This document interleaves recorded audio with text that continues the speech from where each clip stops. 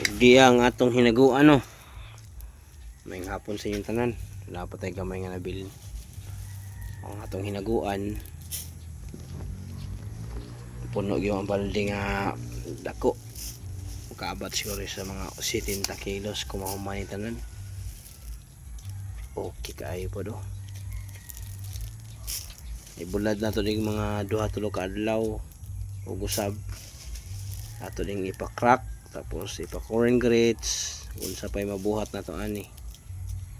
Wala na. Libre na pong pagkaon sa manok.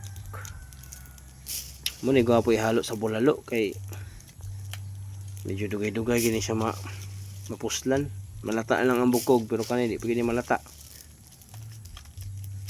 Ba, okay kayo no. Pagkalabli sa atong hargas karong mga bulana. So mara to mga kasikin no. Tay gamay na lang jud kay nabilin no. Ug napuno na pud ang atong isa ka balding dako. So mara to maayong hapon sa tanan. Padayon ta. God bless you all.